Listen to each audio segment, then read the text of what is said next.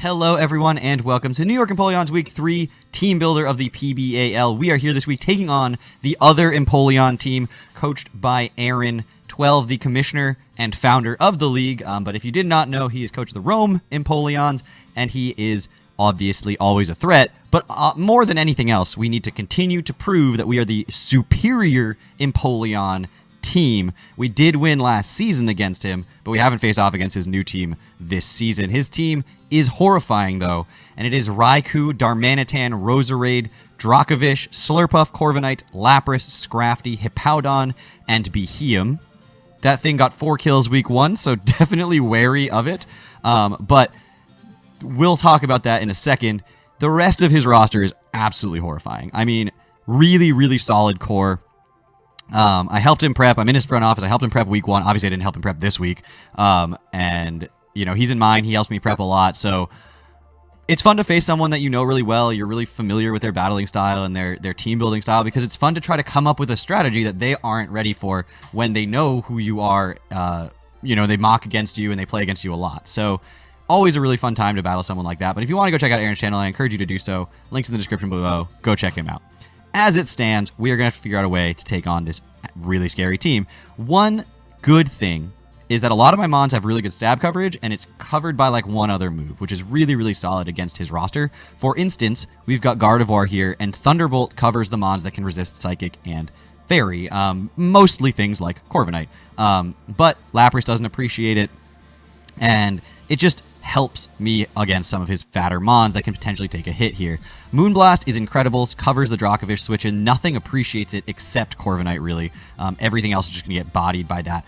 And then the Psyshock is mostly there for the Roserade, which would otherwise resist my other moves, and it's hitting on the physical side, because Roserade's got better special defense than physical defense, and is just a solid move to have access to in case he shows me super specially defensive or AV mons. I can be like, all right, let me just hit that with a Psyshock real quick and get it out of here. And then because those 3 moves covered basically his entire roster, Will-O-Wisp was super fun, helpful coverage, or at least a helpful option to have against some of his bulkier mons, like the Corviknight that can potentially live 1 Thunderbolt and go back and attack me with Iron Head and kill me. It can't if it's burned.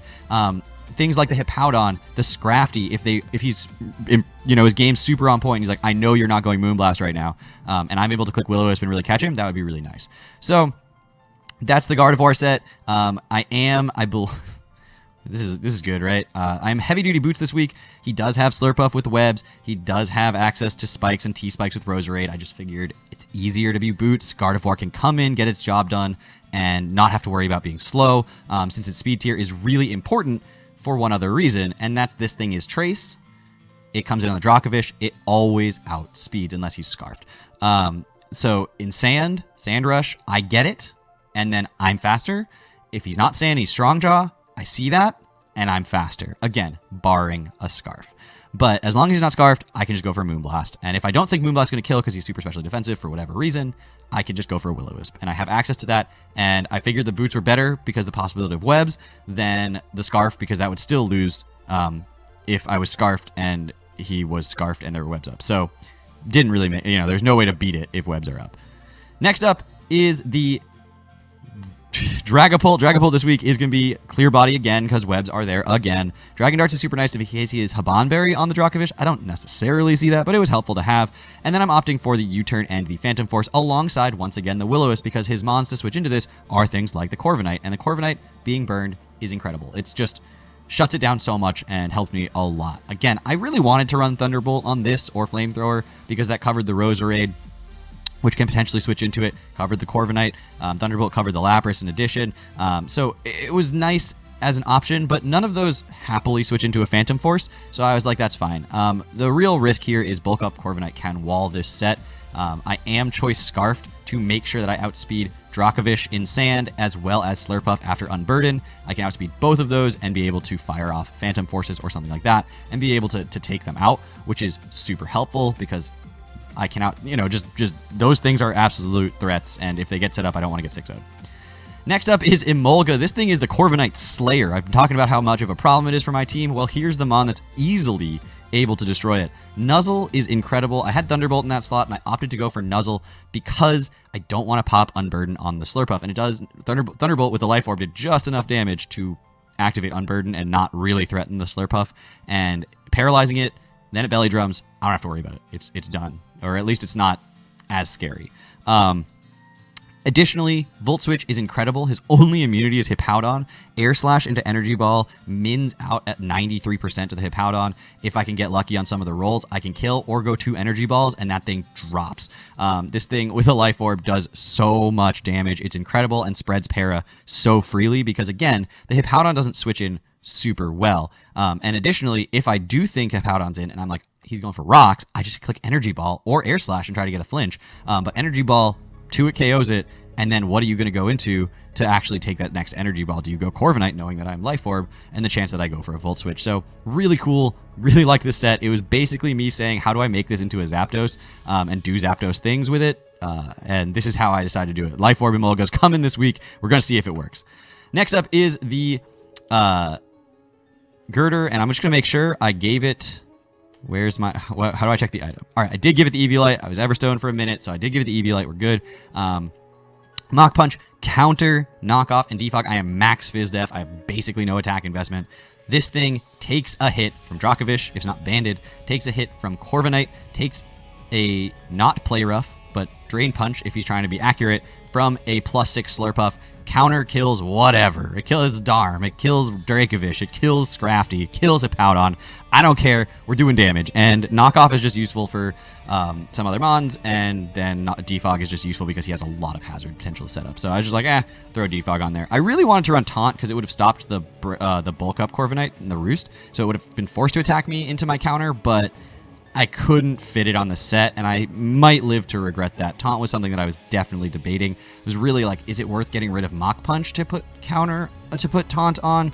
I'm not sure, but we'll see. Girder gonna do work here. We'll see how much it does. I'm really kind of hoping it doesn't come down to Girder versus Corviknight, because then it comes down to when I reveal my counter versus when he goes for bulk ups, and it's just gonna suck. Next up is my Swampert. Swampert this week is going to be rocking out Stealth Rock, Flip Turn, Earthquake, and Roar. Would love to set up my Stealth Rocks. Roar there for that bulk up Corviknight. I am max Fizz Def on this as well with the Rocky Helmet. So he goes for 1 bulk up. I go into this. I Roar. He's not going to kill me with anything. He goes for 1 Iron Defense. I go for Roar. He's not going to kill me with a Body Press. And we can just get rid of that thing as that gains boost, see what boosted move it's going for, and then proceed to just get some Rocks chip and move on. It's not necessarily for early game Rocks. It's really good against Raikou, unless he's like Specs and gets the Shadow Ball off. Handles the Darm okay. Can take a hit in a pinch from a Dracovish. Can take a hit. It's actually got a 50% chance to live a Play Rough from a +6 Slurpuff. So that's really nice to know. At worst, that's like a last case scenario, but we'll see. And it just takes other hits pretty well. So fingers crossed, that's how the battle's going to go. And last up, we have our Nihilego this week. I went back and forth on this set a number of times. It's so good. Its coverage is incredible, but I couldn't fit it all. As you can see, I don't even have Rock Stab, and it just couldn't fit everything I wanted to. But I'm rocking an Expert Belt because the coverage is out of this world. So any damage into a Psyshock is going to kill the Roserade. Sludge Bomb can 2-hit KO basically everything except Corviknight on his roster and Hippowdon. But Grass Knot after a Sludge Bomb, especially if I get the poison, should be able to rip through that Hippowdon and not have to worry about it. Dracovish is a problem for this, obviously, but I am speed boosting nature, so if he goes into something to sack, and I get the speed boost, and he then needs to go to Hippowdon and sack, and I get a second speed boost, I will outspeed the Dracovish, so that's where I'm hoping to get that little bit of benefit. And then a Sludge Bomb can kill, but I don't have the Dazzling Gleam. I really wanted the Dazzling Gleam, but as you can see, there just wasn't room for it, because if I had Dazzling Gleam, I was 100% walled by Corviknight, and I was like, I can't just let this thing get completely walled by Corviknight when I can still at least do damage to the Dracovish. So I decided to go with the Sludge Bomb in that slot for the Slurpuff because I don't want that Slurpuff being able to just get it and set up on me. This can't take most physical hits. It's pretty standard. It's pretty usual. But it can take 1 hit in a pinch of a neutral move that's not Sab. That's kind of where I'm looking. So like, looking at you, Corv going for Body Press, I can take 1 because of all this HP investment because I am speed boosting nature. And his team was relatively slow, so I didn't have to run a lot of speed. So we'll see. This is not the matchup that I feel the most confident about, but it is the matchup that I've got right now. And I'm pretty excited to do it. I have no idea how it's going to go, but hopefully it goes well. And I'll see you guys all back here tomorrow with that battle. Take care, everybody.